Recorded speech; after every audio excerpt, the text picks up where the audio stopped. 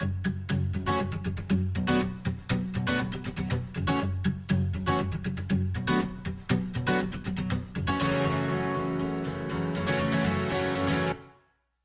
everybody. This is Avoiding the Addiction Affliction, brought to you by Westwards Consulting and the Kenosha County Substance Use Disorder Coalition. I'm Mike McGowan. As we know, or at least we should know, we better know, substance use disorders do not discriminate. Everyone who's affected has a story, and everybody's recovery has its own path. The path of recovery of our guest took a look that was not traditional, but is one numerous people have taken over time.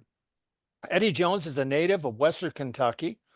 After graduating law school, Eddie served as captain in the United States Army JAG Corps, serving with the service both the 2nd Infantry Division and the 101st Airborne Division. Eddie has practiced law in Western Kentucky since 1994, with a break here and there.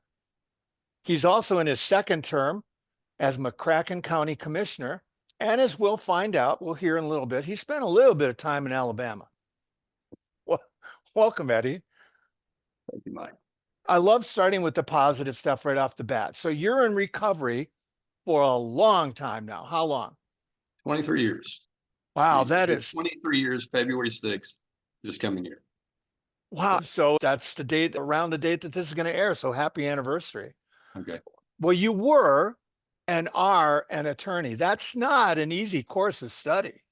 Yeah, I was very motivated early in life and read To Kill a Mockingbird in high school, and Atticus Finch is now, his pictures are in my hallway. So that was my, I don't know, it stuck. I wanted to be a lawyer, but in the middle of it, I found some problems with addiction. Well, okay. So where does that come in? I mean, you're on a road, and where does it come in? And when did you become aware that, this may be a problem? Yeah. So very atypical path for me, which I think probably made me more vulnerable once I actually decided to experiment. My drug of choice was cocaine. Mm-hmm. I didn't have an upbringing or a street sense, if you will, that prepared me for that type of experiment later in my 30s. My father was a minister, kind of a Apostle Paul tent making minister. He always had another career as well. My mother was that,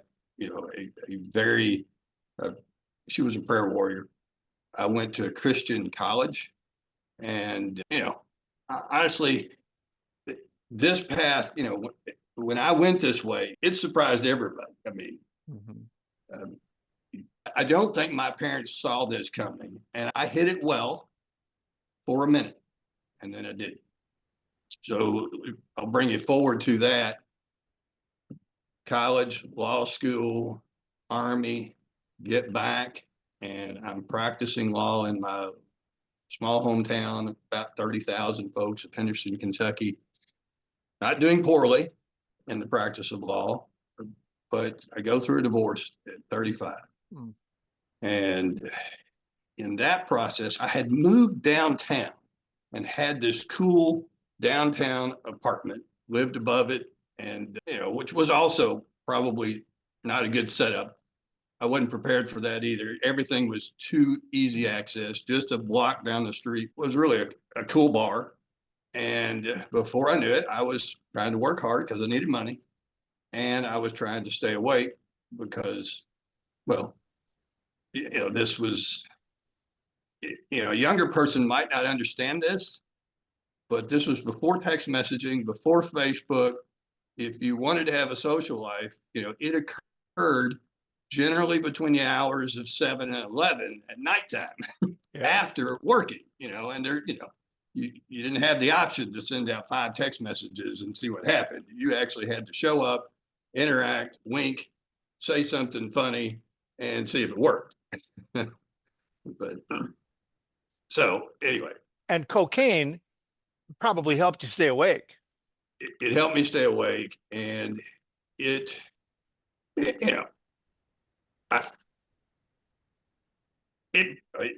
brought a little more of me out than sometimes people wanted.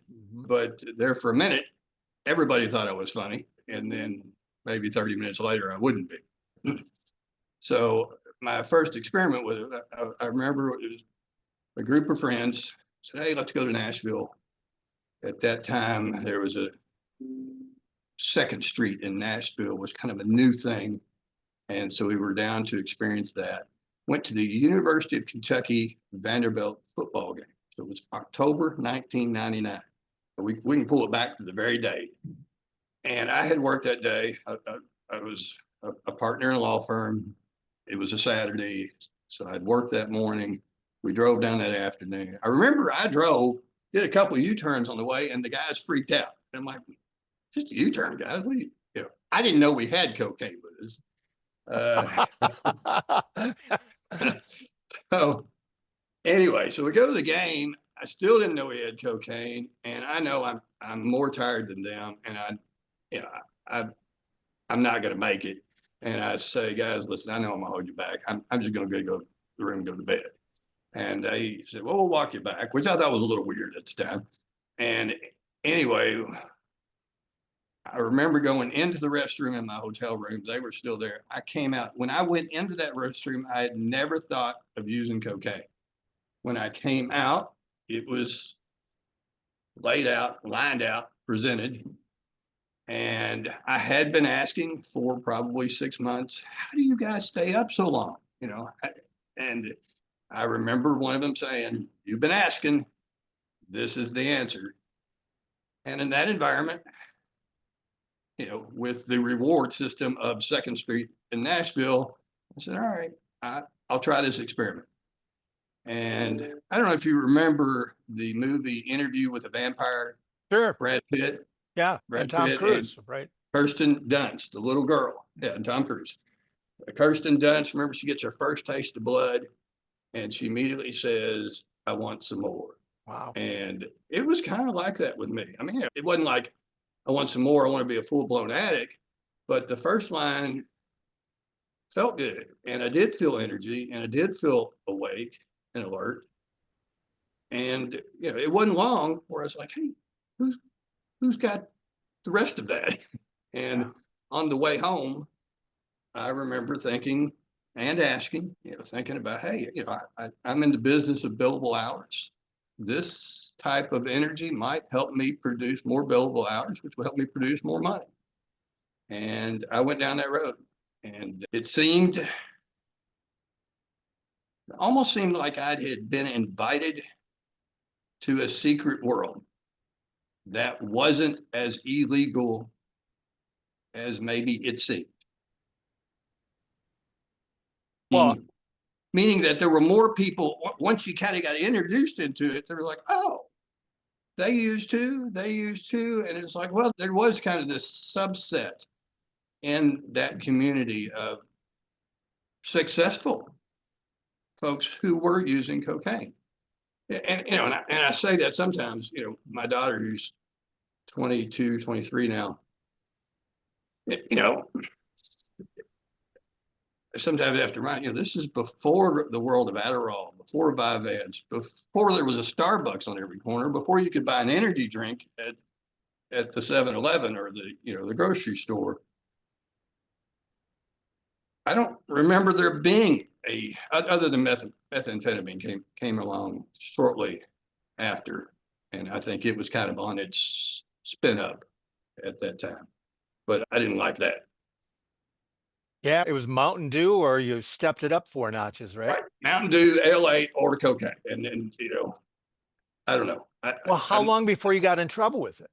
Yeah, I always say that I'm a terrible addict because I use at 35, by 37, I'm indicted by a federal grand jury and I'm in trouble because, you know, this group of, you know, some other folks got indicted, and I was kind of, you know, I suspect it was attractive to include the lawyer in the conspiracy. Turns out I didn't know much and wasn't involved in the conspiracy, other than I wasn't involved in the conspiracy any more than I am with, you know, the grocery store. I wanted somebody to sell it because I wanted to buy it. Yeah. And I was reading about it, and what you were charged with federally was you were overcharged. Can I use that word with a lawyer? Whatever. But then you turned it around and said, thank goodness. Yeah, that's true. So ultimately, yeah, I was charged as being part of this conspiracy. Ultimately, they figured out, all right, you weren't quite as clever as we thought. And so I ended up pleading to an E felony, and that's called misprision of a felony, failure to report a felony. And when they actually caught me, I had a small amount of cocaine on me. But Well, and you then got sentenced to how long? so I think the federal sentence called for 22 months. The federal sentence guideline. So when you get, you know, my charges in the state court probably get probated, Right. but in the federal system, it was a little more rigid, particularly at that time. It was before some cases called Apprendi and some other cases that gave judges more discretion. It was very rigid for the federal judge at that time. So I got 22 months. I served 10 of those months in Alabama at Montgomery Air Force Base, which I suspect you are familiar with a guy named Chuck Colson. Yes, sure. So I don't know him other than he was in charge of prison fellowship at the time that I'm, figuring out where I'm going to go. And, I told you my parents were in the ministry. So my mother's like, you got to talk to Chuck Colson. Well, and for those of you listening who don't know, he was in the Nixon administration, got caught up in the Watergate stuff, and ended up turning to God and turned his life around. Right. And I remember I'd heard him because there was some things called Promise Keepers that my brother and dad had gone to earlier in life. And I remember being really impressed by his sermon. And the email it wasn't new. We'd had email for probably 10 years. So I'd found Chuck Colson's email and I emailed him. And, he connected me with some folks and it turned out that's where he had been in prison. When he went to prison, I don't know, maybe you didn't tell that part of the story, but yeah, he ended up serving about a year in federal prison, right, and then became just a very effective Baptist minister and started prison fellowship. Well, so once you got sentenced, I read that you said the judge probably saved your life, right? By Yeah, sentencing you long enough that you could take advantage of the program. I think he was actually, there was a 9 month, and I think there still is a 9 month program. If you get into the federal system and you're not a violent offender and you're truly an addict, I mean, you can't kind of decide you're an addict after the fact. You've got to be truly an addict. They'll give you, if you successfully do that 9 month program, they'll give you a year off of your sentence. So he gave me long enough to give me an incentive to do that 9 month program. Took about a month to get in it. It was a really good program. I got to tell you, and I know part of your mission is to develop, protocols. So, what works for recovery and what doesn't, and what the federal government was doing at that time, and what I think is still doing. While it takes a while, it's a 9 month program, right? You got to pay for the incarceration. I can compare it to what I went through on the state system, because after the federal system, I got transferred to a halfway house where I also did the state program. Night and day. Federal program, really? Way better. Yeah, way better. What made it, Eddie, what made it better? I'm really curious about that. So we had a job. So in the morning time, I would do some sort of labor at the prison. I mowed the yard. I did the weed eating. Eventually got a pretty cool job in the museum on the Air Force Base. Just in time for the winter, by the way. And in the afternoons, it was kind of a small group, 12 guys. We had a pretty active counselor. And so for 9 months, we spend 3 hours in the afternoon together. And there's all kinds, there's some real serious addicts in there. There's some folks who were really in some distribution plans, if you will. So they knew a lot about the game. And, and then there's me, the lawyer who just became an addict late in life. But you got to know each other well. You become friends. You eventually share each other's story and you learn from each other. There was a course description that helped us go through. It was an effective program. Really. I've always liked groups like that because they hold each other accountable. Hard to BS a BSer, right? Right. Yeah. So, you know, we have no contact now, but you're right. In the meetings, if somebody said something that didn't sound like truth, there were Right. 3 guys saying, "Oh, come on." Yep. Yeah. Well, now when you finally get out, but your law license is suspended. Right. So I get arrested in 2002. I report to prison in the spring of 2003. So it takes a long time. You got about 18 months of just pretrial hanging out, which that was misery. Misery in that you don't know what to do with your life. Mm-hmm. You know you're about to take a vacation, extended, and how do you plan around that? My daughter is about a year old. She was 6 months old when I got arrested. So I did what I was supposed to do at that time. I bonded with a little girl, which made prison harder, but made getting out of prison and life thereafter, well, more meaningful, right? So I do a halfway house. So one of the crazy things about my situation that is almost hard to explain, you got to know a little bit about Kentucky geography. My hometown is Henderson, which is about middle of the state. Come on down the river to the skinny part of Kentucky, near the very end, almost to Missouri, and that's the town of Paducah. Mm. Well, my indictment came out of Paducah, not Henderson. So by the time I get to that point, I don't have any money left. So the attorneys want $50,000, and I'm smart enough to know I'm not giving it to them. I'm not going to let anybody borrow money because I kind of knew where this was headed, right? So I showed up to a judge I'd never met in a courtroom I'd never been to and said, I'm going to represent myself. Well, the judge didn't like that idea much. And he concluded pretty well that I probably qualified for a appointment of a public defender. And he appointed me to a part-time public defender, and his name is Rick Walter. So I walk up the street, he's just got a brand new office, and just ironically, I'm now in that today, 23 years later. And Rick is still in my life. He was just in the kitchen. Wow. Wow. So yeah, he came. So we kind of connected. I mean, I wasn't a bad lawyer.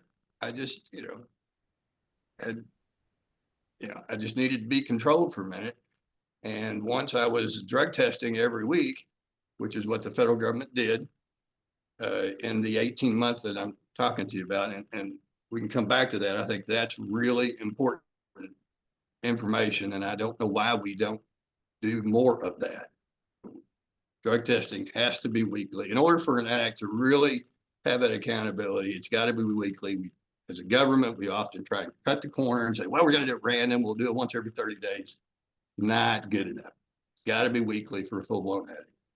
Anyway, so I start working. It works out. I'm in prison in Alabama, and I get a call to the visiting room, which is, most of the time, when somebody's coming. And it's a little unnerving when you get called to the visiting room and you don't know who's coming. And so I get called to the visiting room, and there's Rick. He's come down and he's just come to see me. And he's like,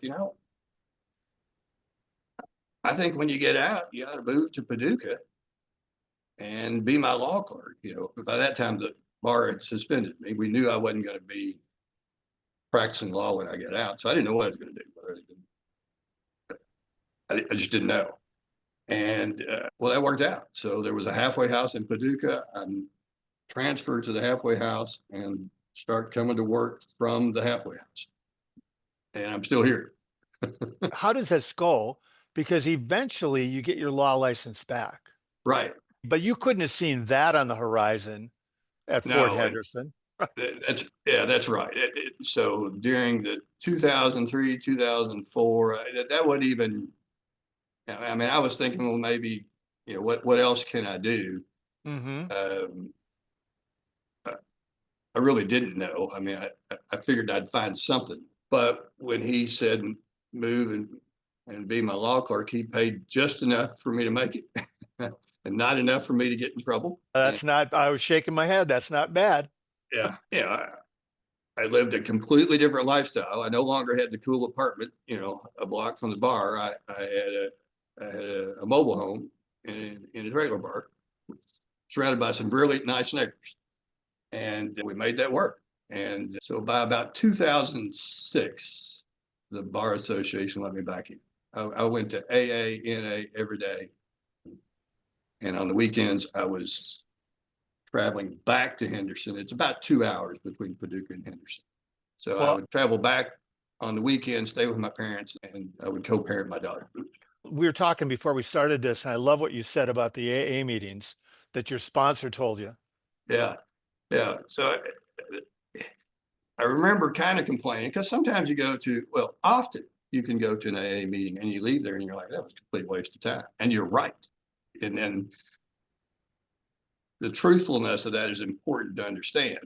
And I remember him saying, he said, hey, you're probably right. You only need 3 meetings a week, but you're going to have to go to about 8 of them to find those 3, because I don't know when they're going to happen. And that is the connection of AA and NA is, it depends a little on you. Something can happen before you go to the meeting. Maybe you have a bad conversation with your girlfriend, boyfriend, or mom or dad.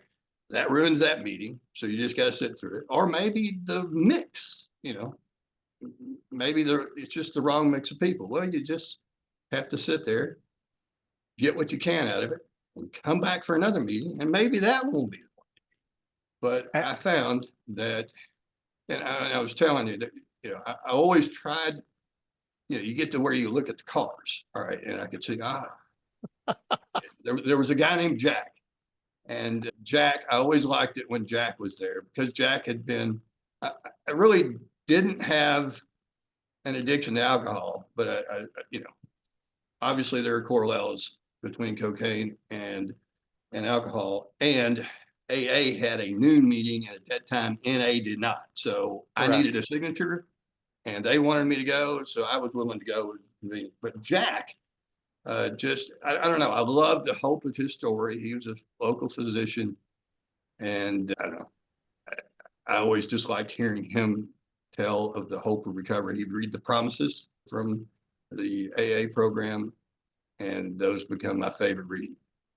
There's a moment, and you haven't hit it yet, but there's a moment where you go from, because you've now talked about so many different people, and you haven't even hit them all in your support system that helped you get it back on track.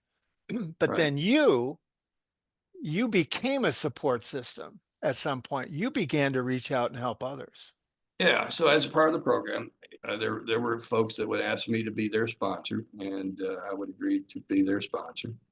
My dad got asked. So there was a local rehabilitation ministry, Teen Challenge. My dad was an Assembly of God minister. So Teen Challenge was kind of formed out of a ministry of an Assembly of God, a guy by the name of David Wilkerson. And so Dad was asked to be on the board for this new Teen Challenge program. And a lot of the ministers knew me because I'd been the preacher's kid, right? So they needed a token drug addict. So I want to make that sound more lofty than it was. I think I was asked to be on the board of directors for that, A, because I was a recovery drug addict, and 2, they all watched me grow up and they wanted to see me there as a way of proof of recovery to them themselves. So, but it was obviously good to experience. Let me make that point also. At some point when you're in recovery, you realize you owe.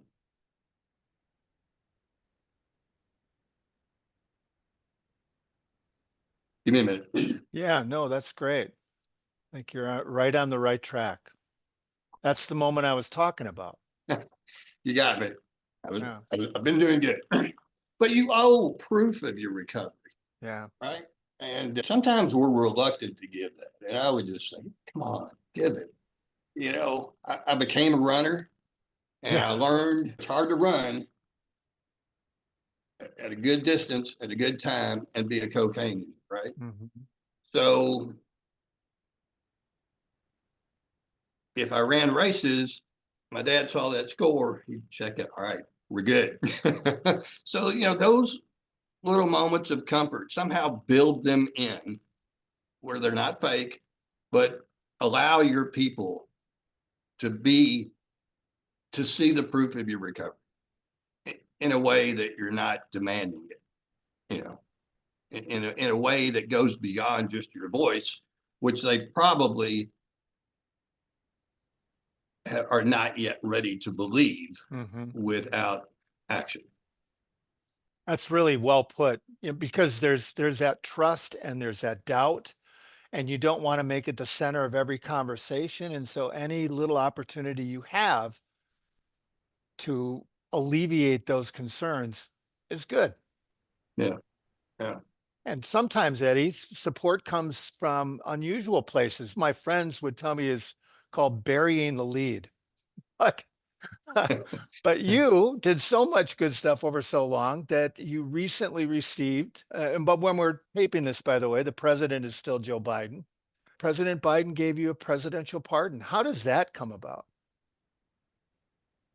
I applied some years ago. I think I told you earlier, I'm now married, ironically, still in the same law firm. I've married one of the young ladies that was working here, and she's now been elected judge.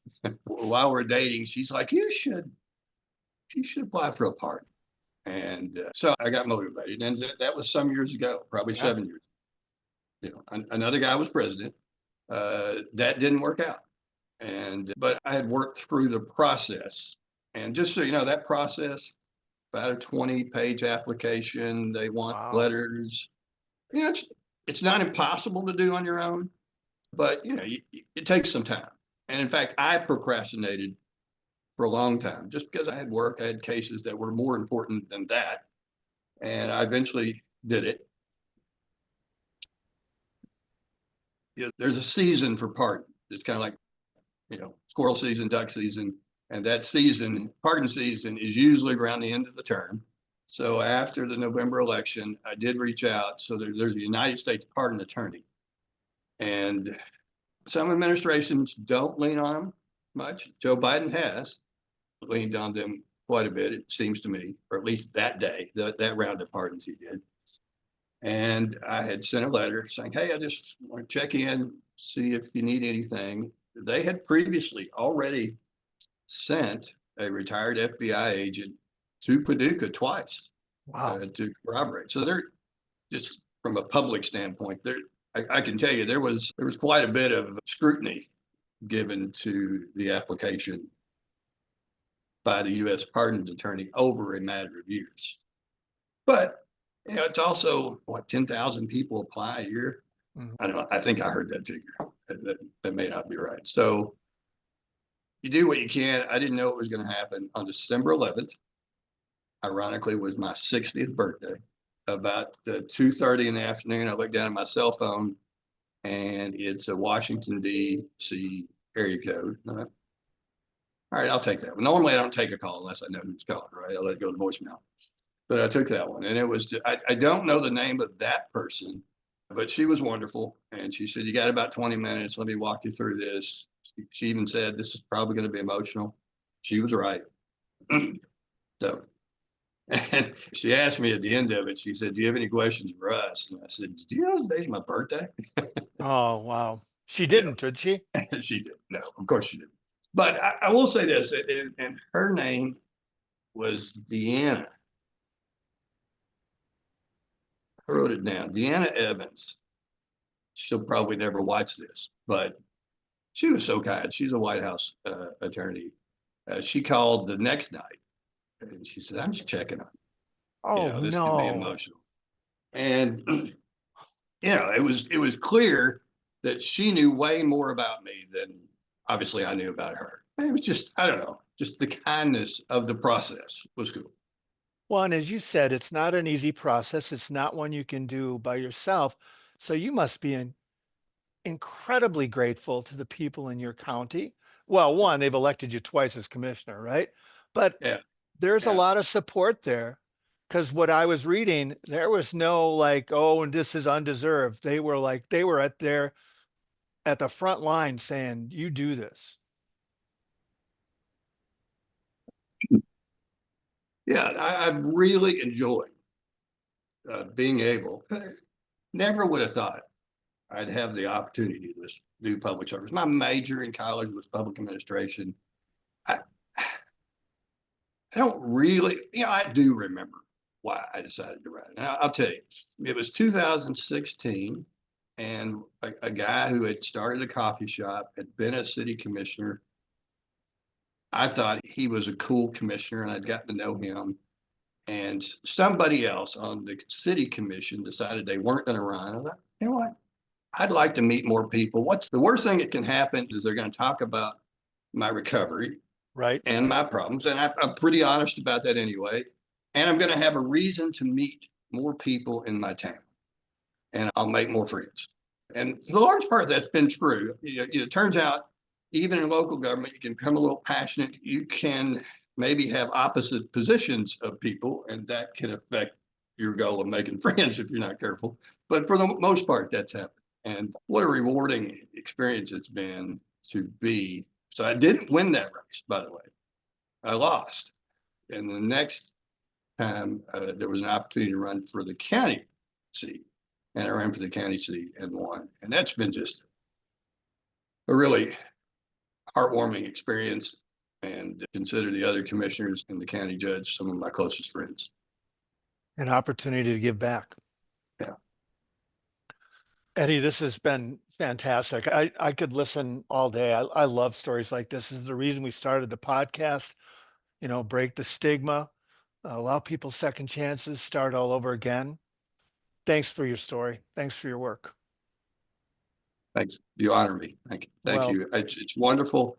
Our country, in its founding document, has a provision for grace, mm, and that's pretty cool. it is. To get the forgiveness of our country. I'm correct. Outstanding. Nah, For those of you, well, for those of you listening, I'm emotional too. I hope you find support wherever you are. We always thank you for listening. Be safe. And if you need a second chance, heck, I hope you get one and make the best of it.